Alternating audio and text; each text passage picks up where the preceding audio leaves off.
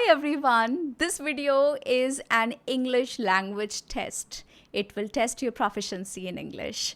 This is according to the CEFR, which is the Common European Framework of Reference. It breaks language skill into 6 rungs, which is A1 and A2, which is for survival, B1 and B2, which is independent.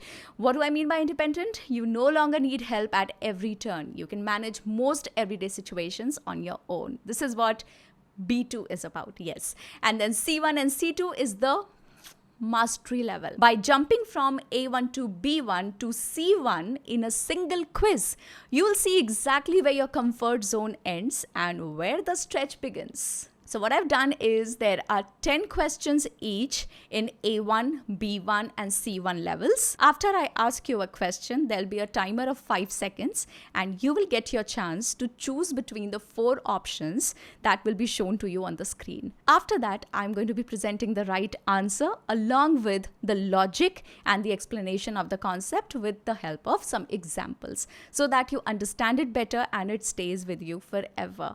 So are you ready? Shall we start with A1 level? So we start with the easy and we move towards the mastery level. Another thing that you have to do is, apart from taking the test with me, is to share your score. So there are 30 questions, okay? If you get 80% marks out of the 30, so just simply whatever number of questions you get right, let's say you get 22 correct. So divide 22 by 30 and multiply by 100, that is your score out of 100, okay? Share your percentage with me.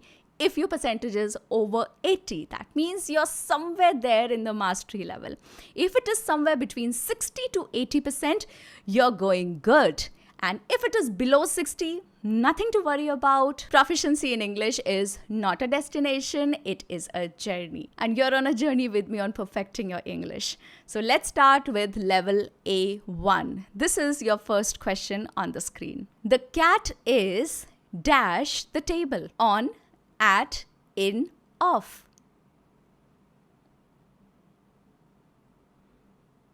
Correct option is A, on.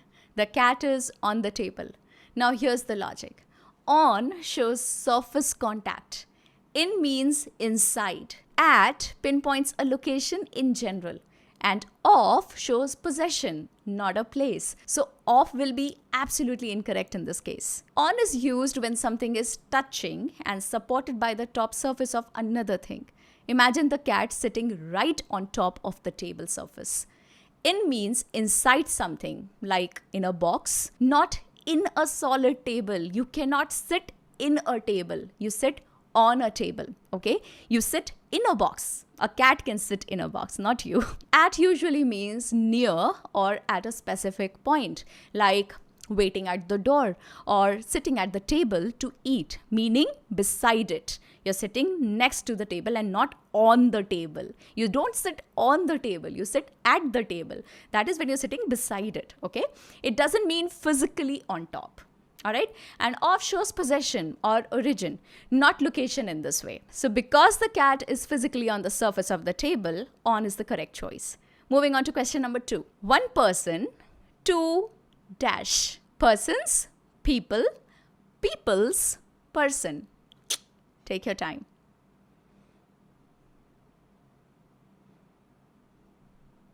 Correct option is people. One person, two people. Now here's the logic. Person is irregular. It's an irregular noun. We don't just add s or es when we're dealing with irregular nouns. So person has the irregular plural people, not persons in everyday English.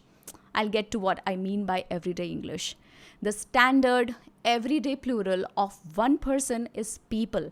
So one person, two people. Persons, that is option A, isn't wrong, but it's much more formal and used in legal context, not for simple counting like this. One person, two persons. No, you can use it in legal language, legal mumbo jumbo, but not in this case. When you're counting people, it's people if it is plural of person. A few more examples for you. Irregular nouns could be mouse is mice. It's not mouses, okay? Tooth, teeth. Sheep, sheep. So again, it's not a new word. Sometimes the word repeats itself in plurals. Like for sheep, it is sheep. Man, men. It's not mans, men. Woman, women. Next one is possessive adjectives. This is dash house. We live here together. We, our, us, ours.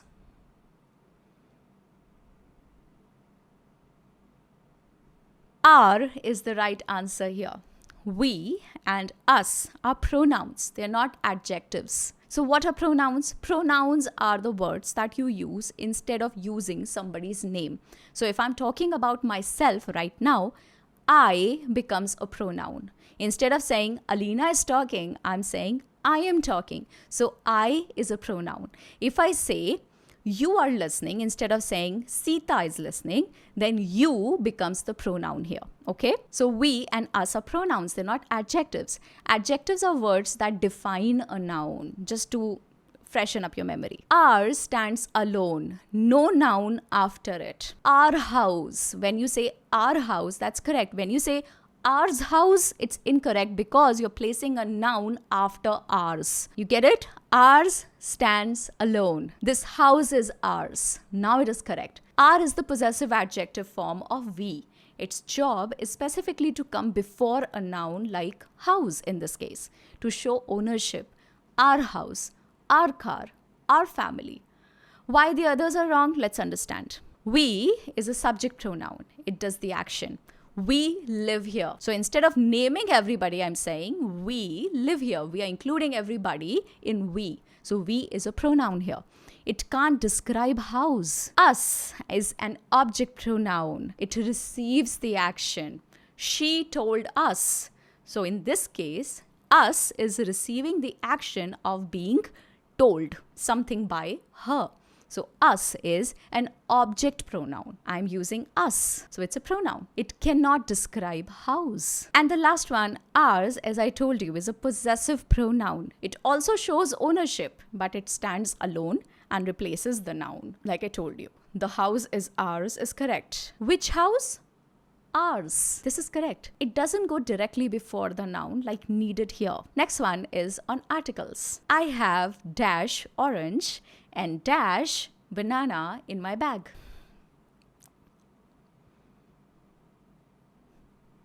Correct option is an, a. I have an orange and a banana in my bag. Logic here is orange begins with a vowel sound and hence you use an orange. Banana starts with a consonant sound which is b and not a vowel, consonant b, and that is why you use a banana. I want you to notice something here very carefully. The rule isn't actually about the first letter of the word like B in banana or O in orange, but it is about the first sound. So not B but B. The sound is important when you check whether to put a or you put an.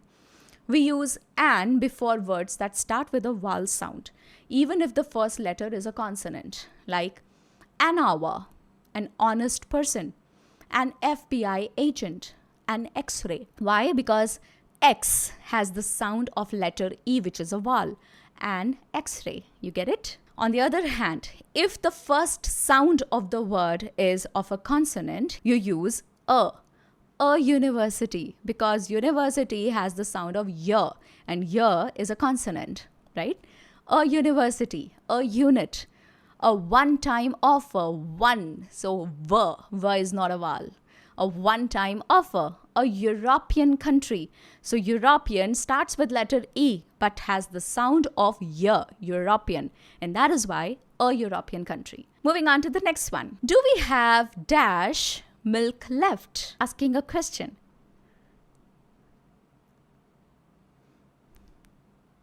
Correct answer is any. Do we have any milk left? I know you must have gotten confused between some and any, right?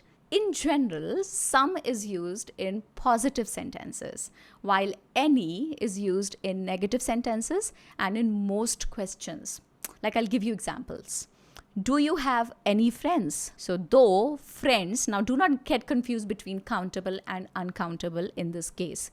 if you are asking a question, you will mostly always use the word any, whether the noun is a countable noun or it is an uncountable noun. Do you have any friends? So friends is countable, right? Friends are countable. But again, you use any. Do you have any advice? Now, advice is uncountable. But again, you do not look at countable or uncountable. You just simply use any when you're asking a question. Some can be used in questions when you're offering something or asking politely. So this is an exception here. Would you like some coffee? It's an offering. Could I have some salt, please? So I'm asking politely. Now here I'll not say, could I have any salt, please? That is not sounding right, right? Could I have some salt, please? Though it is a question, you're using the word some. Now, talking about positive and negative sentences, some and any both can be used, but it differs. See, when I'm using a positive sentence, I have some friends, so I'm telling you something. Answer is an affirmative. I'm saying a yes to it. I have some friends. So that's when you use some for positive sentences. But when you're stating a negative sentence, I don't have some friends. Now, this is not sounding correct. I don't have any friends. So when my answer is a negative sentence, that's when I use any. I have some friends. I don't have any friends. You get it? I'd like some coffee. And when I say a negative one, I don't want any coffee, not some coffee. I don't want any coffee. I don't want any coffee. Okay? Moving on. These days, she dash to music every evening.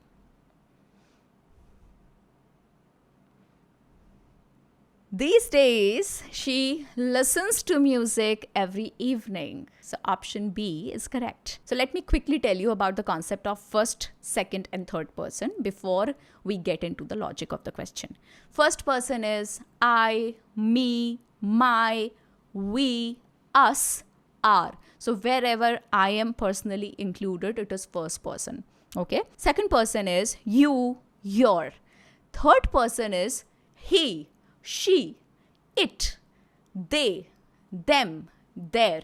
So neither I am included nor you're included. That is when third person. Okay. Now what is the logic here? Phrases like these days and every evening tell us this is a routine or a habit that happens regularly in the present. This signals we need the present simple tense. So we are clear about the tense, right?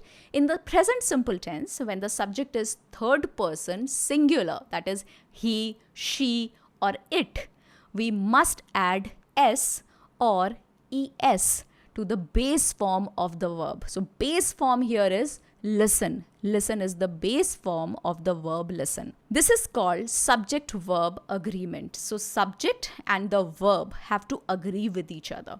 When it is he, she, or it, you use the base form of the verb and you add letter s or you add letter es. So listen becomes listens. Why others are wrong? Listen is the base form. It is used for I and you, we, they. They listen to music every day.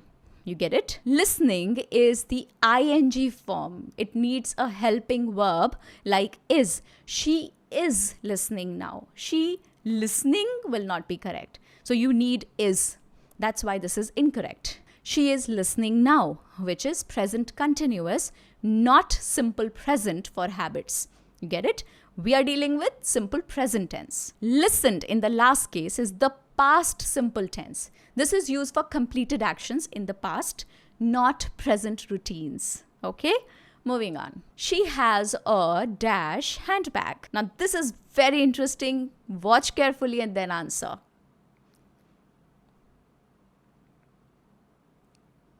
Correct answer is small red. We often put our opinions, what we think about something, that is our opinion, before the facts, what is true about it. Like big or small is opinion. Something that may be big for you may not be big for me, it may be small for me, right? But if something is color black, it will be color black for both of us, right? It is a fact. Native speakers rarely break this pattern that I just told you. So, small red handbag. Okay? That sounds more natural. Usually it goes opinion, size, age, color, material. Okay? I'll give you an example. She has an amazing red coat. Amazing is an opinion. Red is a fact. Amazing red coat. She has a nice new blue dress. Nice, opinion, new, age, and blue is the color, which is the fact. So age comes after opinion but before color, because age is again also, sort of subjective. Something that may be new for you may not be new for me. It comes before facts. He bought a big old wooden table. Big is the size. Old is the age. Wooden is the material. So material comes last. Get it? Okay, moving on. The color of the walls dash blue.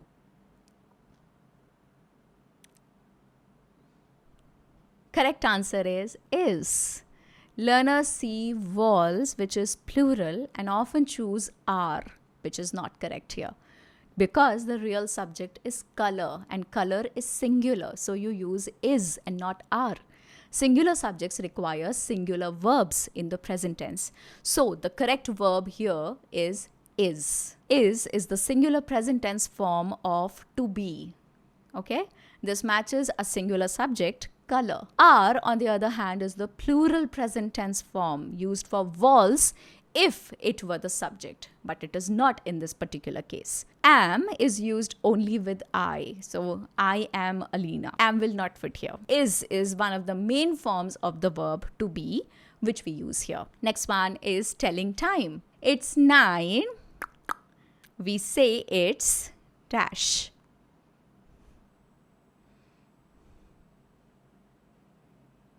9 o'clock. For exact hours, English pairs the number with o'clock. Okay? 9 alone is informal and incomplete.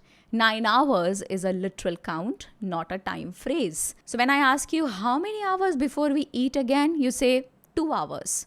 So it's a literal count. But when you're looking at the clock, you don't say 9 hours or it is 2 hours. No, it's 2 o'clock or 9 o'clock. When the time is exactly on the hour, like 1, 5, 9, the standard English phrase is the number followed by o'clock. It's actually a very old contraction of off the clock. So 9 o'clock literally means 9 according to the clock. Why the others are not suitable or are wrong? Option A. While you might hear someone informally say it's 9, especially if the context is clear, 9 o'clock is the full and formal and the standard way to express the time when it's exactly on the hour. Okay? 9 hours. This phrase measures a duration or length of time. I slept for 9 hours. So literally counting the number of hours. It doesn't tell us the current time on the clock. 9 o'clock. This is grammatically incorrect. O'clock is a fixed contraction. You can't break it apart like this. This puzzle is dash than that one.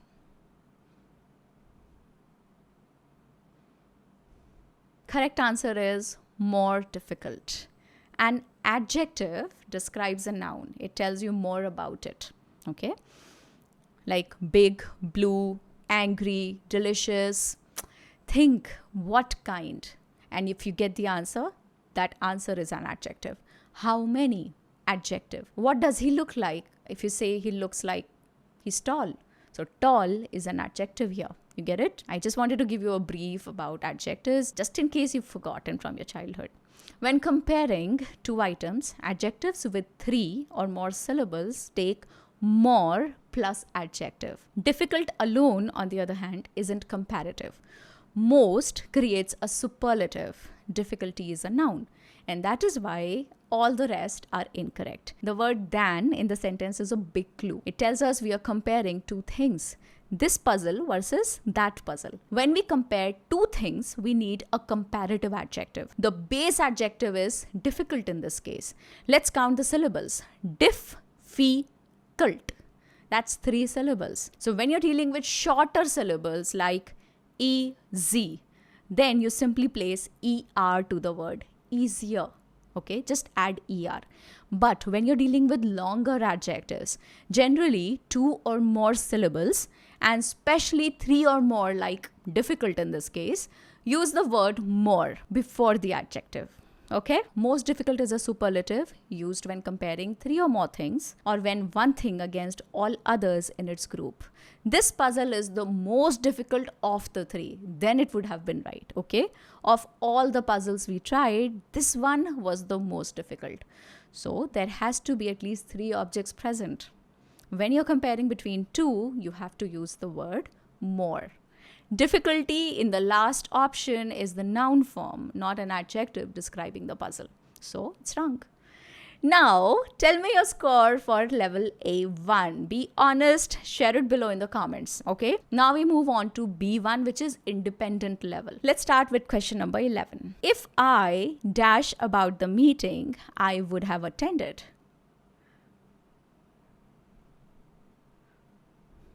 If I had known about the meeting, I would have attended. In the third conditional, the if clause must use had plus past participle to show a past situation that didn't happen. Now let's quickly get to what first, second and third conditionals are. Okay, first conditional describes real future possibility. If plus present and then will plus base. I'll tell you with an example. If it rains tomorrow, we will stay home. This is first conditional. Second conditional, on the other hand, gives you imaginary present or future, and this is the structure. If plus the past simple and then would plus the base. If I had $1 million, I'd buy a farm. Imaginary present. And then lastly, it is third conditional, which deals with unreal past, and it deals with regrets. Here's the structure. If plus had plus past participle and then would have plus the past participle. You'll get it. Hold on. Let me explain. The second part of the sentence is I would have attended. This tells us the imaginary result in the past.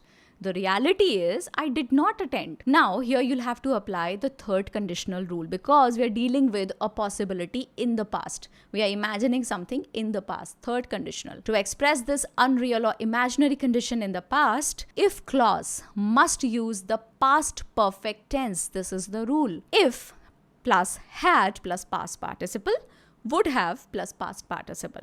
The past participle of know is known.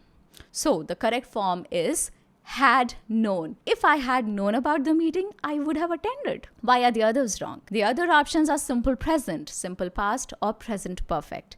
None fit the pattern. No is present simple. Knew is past simple. This is used for real past events or in the second conditional for unreal present situations. Okay? Have known is present perfect. So none of them will sit here in this sentence. Next is, it's 11 p.m. The office is locked and all the cars are gone.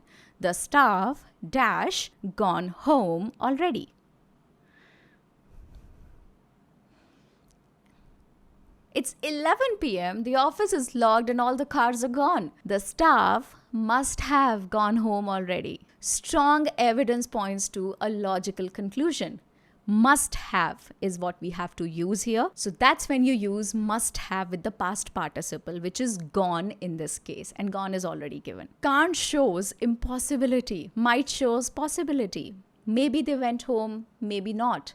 The evidence here is much stronger than just a possibility, and should gives advice, not deduction. Example, they should have left earlier to avoid traffic. The sentence gives us strong clues. It's late, 11 p.m., the office is locked, and cars are gone.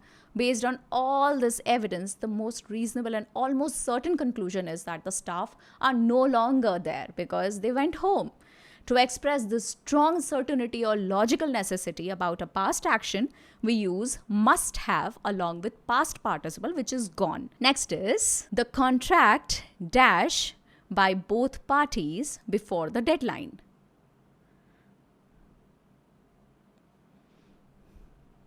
The contract must be signed by both parties before the deadline. So we'll have to understand the concept of active and passive voice here, okay?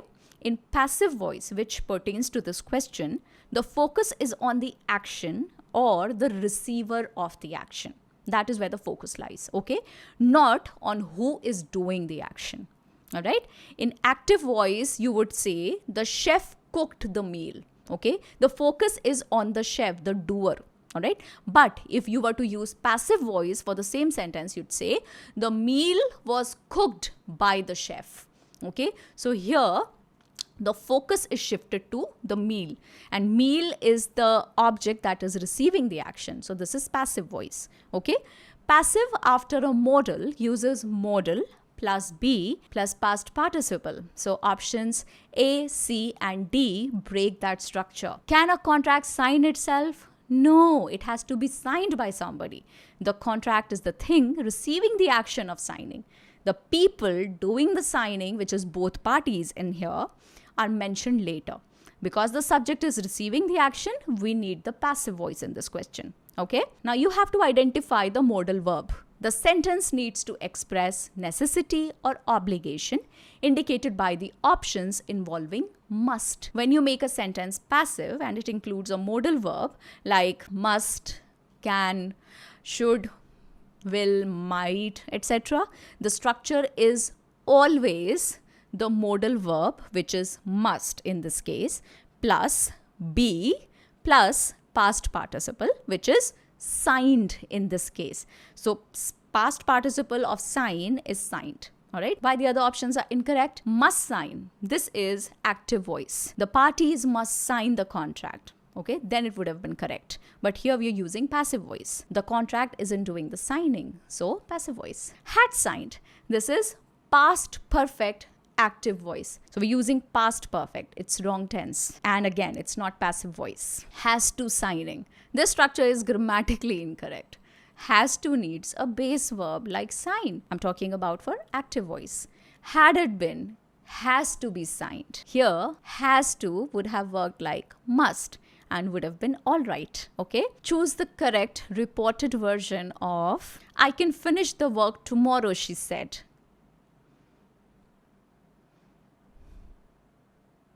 She said she could finish the work the next day. This is a very common error most people make. When reporting what someone said in the past, like you're using she said, so she said something in the past, we usually need to shift modals. Like can changes to could, okay? And time words like tomorrow in this case will change to the next day. And for yesterday, you would say the previous day. Okay, so option A is correct. It correctly makes both these changes. Can becomes could and tomorrow becomes the next day. B and C use tomorrow and can and will instead of could. And D is entirely wrong because of yesterday. Next one. Despite the bad weather forecast, they insisted on dash for a hike up the mountain.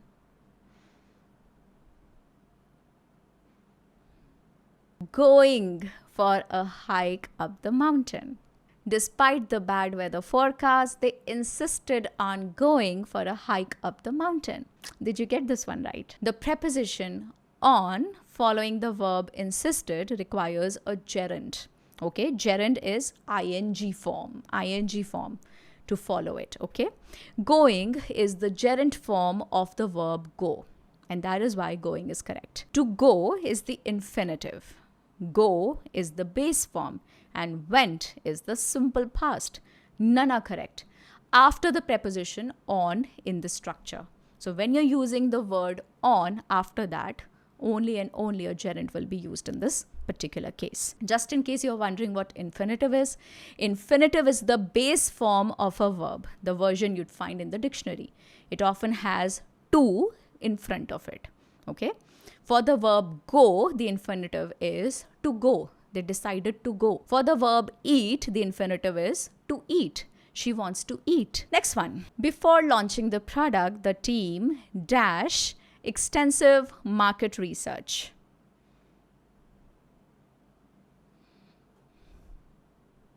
Before launching the product, the team did extensive market research, option B. Now we are dealing with collocations here. Let's understand what collocations are. Collocations are words that naturally go together in English. Okay, the correct verb that collocates, or let's just say pairs with research, is do. Make research is non-standard. So you can say I'm making research, but it will sound unnatural. Okay, it's not standard. Take and run don't pair naturally with research in this sense.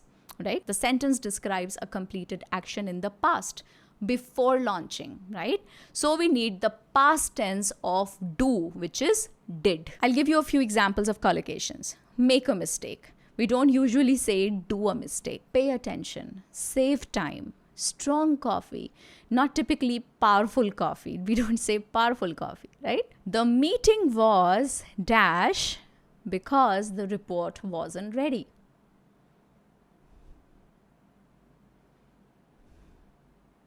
The meeting was put off because the report wasn't ready. Now we are dealing with phrasal verbs here. What is a phrasal verb? A phrasal verb is a combination of a verb and a preposition or adverb, or it could be both. That creates a new meaning altogether, like give up or look after. When you say look after, you're not actually holding something to your eye and looking, right? When you say give up, you don't actually give something. So it's a whole new meaning, and you've added a verb with either an adverb or a preposition. Because the report wasn't ready implies that the meeting was delayed or it was rescheduled for a later time. Put off means postpone. So that is why it is correct. Other phrasal verbs have unrelated meanings like put out, which is extinguish, put up, which means construct or tolerate. I'm putting up with you. I'm tolerating you. Put about is spreading rumors. None fit the context of delaying a meeting. Okay, I'll give you a few examples also so that you remember the rest of these also. Put out. The firefighters worked hard to put out the fire, which is extinguish. Put up. Can you help me put up this tent? I'm assembling the tent together. So put up. Put about. The rumor had been deliberately put about by the authorities. That is to spread information. Okay. Next is word formation. Her explanation was both clear and highly dash.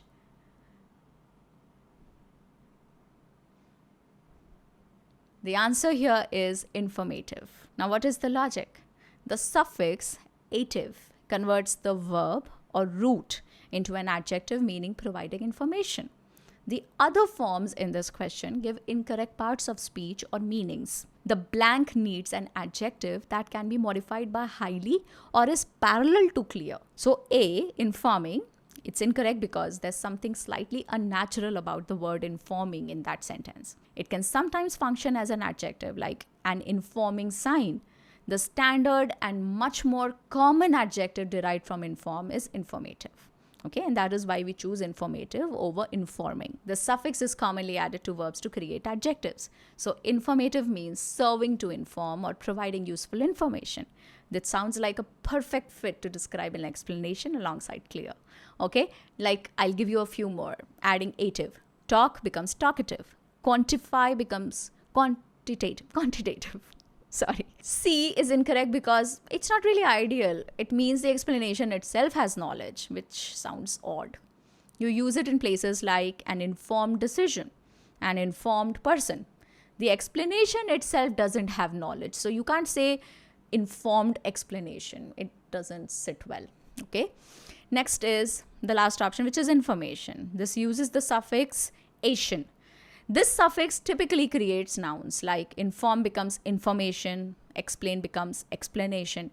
We need an adjective here. We don't need a noun in the blank, right? Okay, moving on. Only after the movie ended, dash, what the director had been trying to say.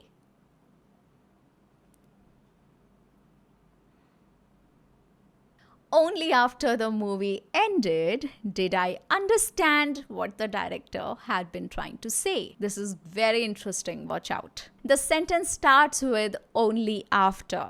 This kind of phrase like never or seldom is special. So if you start a sentence with never have I ever or seldom did I say, seldom do I, something like this, if you start a sentence like this, it is special. So you deal it differently. When a sentence starts with these special phrases, you need to flip the usual word order in the next part of the sentence. Okay? It triggers subject auxiliary inversion. Too heavy. Don't worry, I'll explain it to you. So this is the structure that you use here. It's very useful. Learn it with me because these sentences are actually very common. Even if you don't understand the rule, you probably are already using it. Did plus subject plus the base verb is the form to use here. Okay. Normally we say, I understood. like subject plus the verb. This is the normal construction of a sentence. I understood this. Like when the movie ended, I understood this. But because of only after, right in the beginning of the sentence, this is a special case. We need to flip the structure. Okay. For a past tense verb like understood, we flip it by adding the helping word did. Then we put the subject I next. So after did, you place I and then use the basic form of the verb, which is understand, for the verb understand. So did I understand? Okay. This gives us did I understand. Now why everything else is incorrect? I understood and I had understood are the normal order, not the special flipped order that is needed here because of this special case. Had I understood is flipped, but had is the wrong helping word for the simple action that happened right after the movie ended. Did fits better. Next one. The data were incomplete. Dash, the conclusions remained tentative.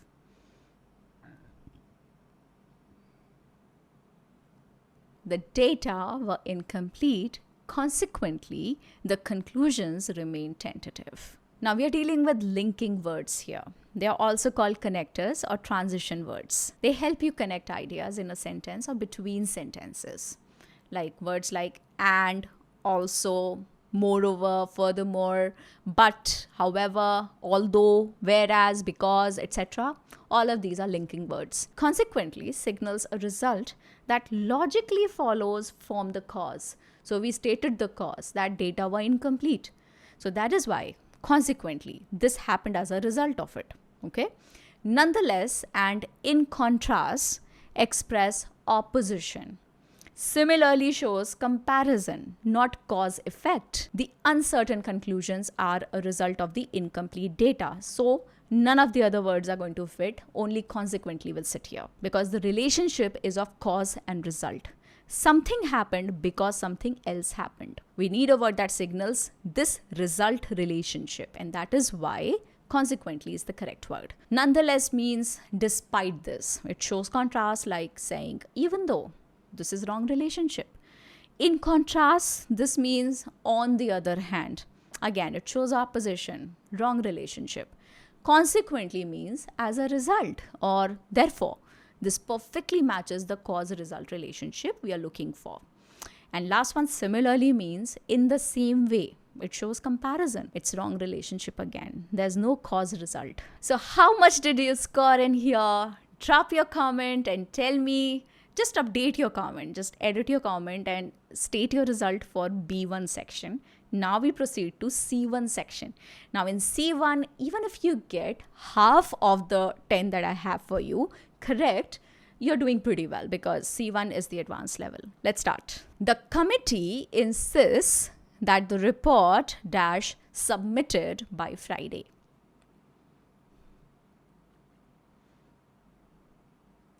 The committee insists that the report be submitted by Friday. Easy. Now we are dealing with subjunctive here. Subjunctive is a special verb form which is used to talk about wishes or unreal situations or formal suggestions. If I were you, I'd take the job. So I am making an unreal scenario in my head. And that is where you use subjunctive, okay? If I were you, I'd take this job. I am not you, right? They suggested that he go home early. So here's a suggestion. So you don't use goes or went here. You use the base form of the verb, which is go. You just use the bare verb. You do not use went or goes, okay? After verbs of demand like insist, recommend, suggest. So there's certain demand in these words. I recommend this to you. Okay. That means I'm expecting you to do this. I suggest. Again, I'm expecting something of you. There's a demand in this. So the formal English uses the mandative subjunctive, and that is using the bare verb, which is be in this case, not a tense marked form. We are not looking for tenses here. Just use the bare verb. Go, be, that's it. The sentence uses the verb insist. This verb belongs to a group of words like demand, suggest, recommend, require, request, propose. that express a demand. It expresses necessity, strong suggestion, or command. And these are actually called bossy verbs. When you have one of these bossy verbs followed by that, the verb inside the that clause needs to be in a special form called the subjunctive. For most verbs in the present subjunctive, the form is simply the base form of the verb. Now, why are the other options incorrect? Let's analyze. Is. This is the normal present tense. The subjunctive doesn't use the standard present tense, which is, am, are, or past tense, was, were. Okay. Next is was. This is normal past tense. Again, the subjunctive requires the base form, not a past tense form. We are going to refrain from using any tenses when we're dealing with a subjunctive. Get it? Next is will be. This adds the modal verb will for future. The subjunctive structure doesn't use modals like will, should, or would.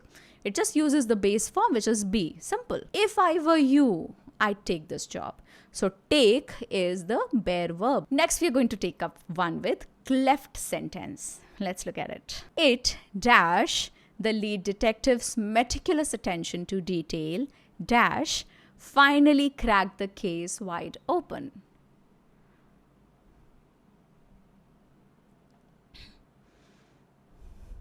It was the lead detective's meticulous attention to detail that finally cracked the case wide open. Now, first understand what cleft sentences are. A cleft sentence consists of two parts, often starting with it or the, like when, who, okay, the.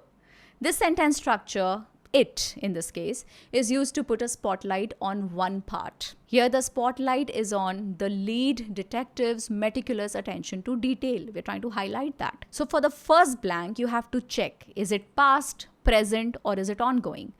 Cracked is past tense. So it's not ongoing anymore. So you have to use the past tense here. So that will be was. Okay. Now for the second blank, whether to use that, which, who, or what, in this special spotlight sentence type, it was X. The word that connects the spotlighted part to the rest is almost always that. So it's usually easy to remember, right? It's just the standard word for this pattern. So just use that. So was and that. Moving on. The committee interviewed several candidates dash seemed suitably experienced for the demanding role.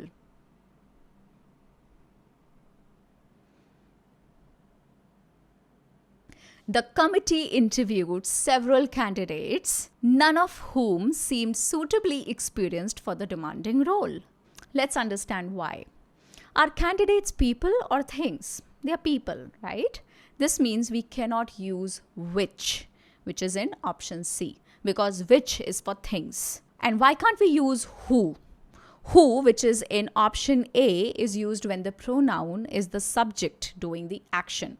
The candidates who seemed experienced in this case. We need a word in the blank that connects back to candidates or people and works grammatically after the preposition of, because we're talking about a group and then we're signaling to one particular person of the group, and that is why usage of becomes mandatory. So the correct version would be the candidates, none of whom seemed experienced. None of which? No, because we're talking about people here. The reports, none of which seemed complete. So had it been things like reports, none of which seemed complete, then it would have been right. And none that is also not correct because, again, it doesn't have the word of, and we need an of here. Moving on. Dash, I look into the data dash convinced I become of its accuracy.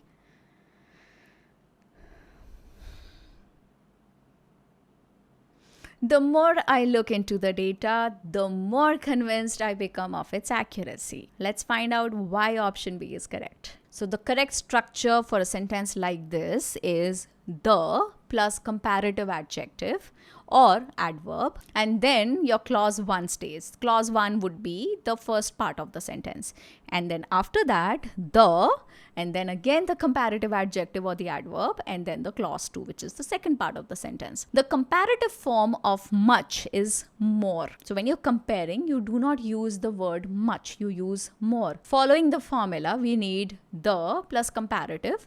So it is the plus more, because more is the comparative form of the word much. Here are your examples. The harder you study, the better you will do. So harder and better are comparatives. The older I get, the happier I am. Older and happier are comparatives. The faster you drive, the sooner you'll arrive. Faster, sooner are comparatives. Why other options fail? The much is incorrect because much is not the comparative form. Just remember that, okay? More and more is incorrect because it's missing the required word, which is the, before each comparative. The is necessary in this case, in such a sentence formation. This structure doesn't create the proportional meaning. All right, we are not being able to compare. The more is incorrect because it's missing the before the second comparative, which is more convinced. All right, moving on. If the company dash more responsibly in the past, it dash facing such severe financial penalties now.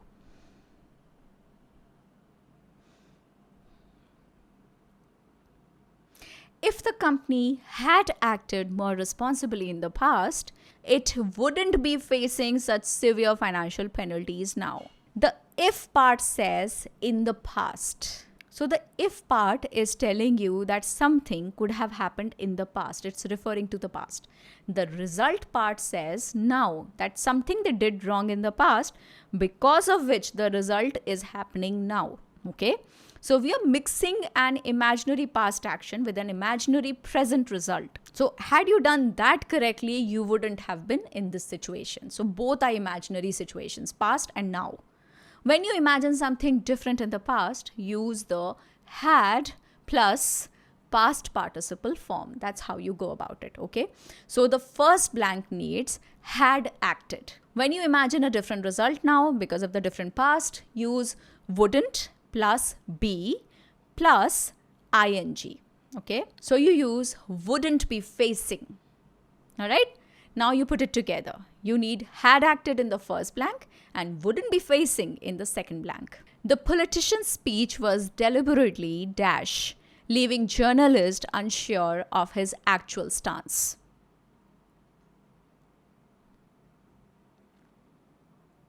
Correct answer is ambiguous. Ambiguous means unclear or having more than one possible meaning, which fits the context of leaving people unsure of a specific stance. Okay, the note he left was ambiguous, so I wasn't sure what time to meet. Ambivalent means having mixed feelings or contradictory ideas about something or someone. She felt ambivalent about moving to a new city, excited for the change but sad to leave friends. Arbitrary means based on random choice or whim. The teacher's choice of who answered next seemed completely arbitrary. Analogous means comparable or similar. A ship's control room is analogous to the cockpit of an airplane. So similar to the cockpit of an airplane. Okay. Next one. After months of negotiation, they managed to dash an agreement that satisfied both parties.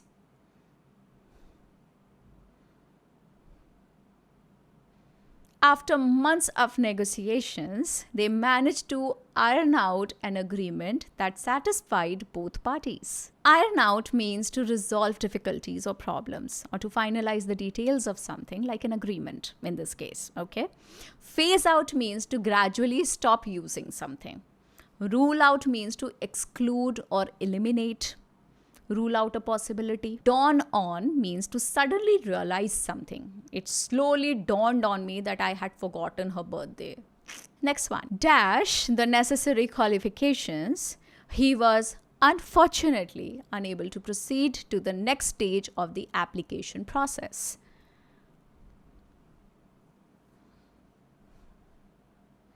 Lacking the necessary qualifications, he was unfortunately unable to proceed to the next stage of the application process. So the concept that we are dealing with in this question is of participle clause. What is that? Participle clause helps you combine ideas into a single sentence and sound more natural and formal.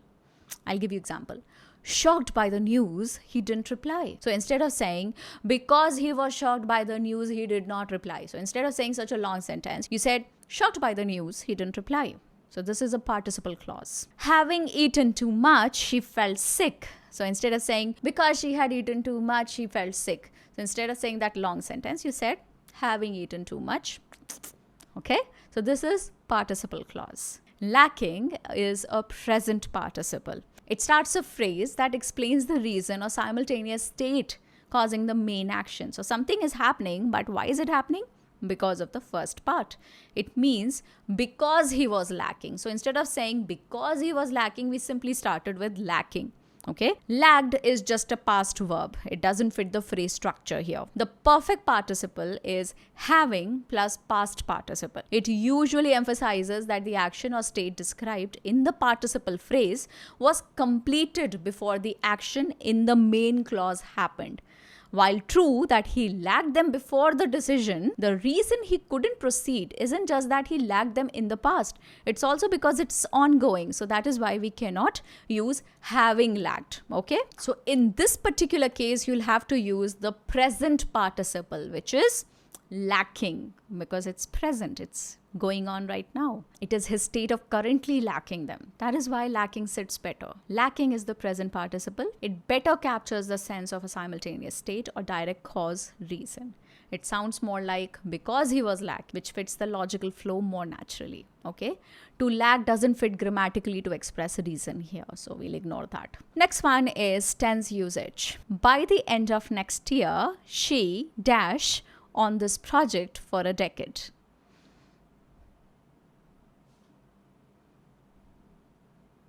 By the end of next year, she will have been working on this project for a decade. Tenses show the time of an action or state, past, present, or future. So tenses show the time something is happening, past, present, or future. Now in this statement, we'll be using future perfect continuous, and the structure will be will have been plus ing.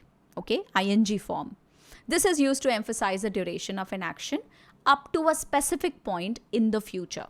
By the end of next year. Specific point in the future. By the end of next year. It highlights the length of time for a decade leading up to the future point. Okay? Why the others are incorrect? Will work is simple future. It doesn't capture the crucial idea of the work continuing up to the end of next year. Nor does it emphasize the 10-year duration. So a very crucial message is lost if you use simple future. Okay? Is going to work. It's again future with going to. It focuses on the future action, not on the duration leading up to the specific future point. Okay? By the end of next year, which is the future point. So duration is lost here. Will be working is future continuous.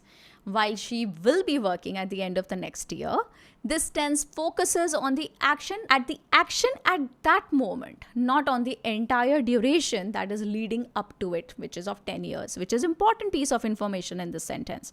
Okay, the sentence structure with by and for a decade specifically requires a tense that emphasizes the length of time completed up to that future point, which is the job of future perfect continuous tense. You get it? Last question on the list is on discourse markers. Let's start. The company invested heavily in marketing, dash, sales figures showed only a marginal increase.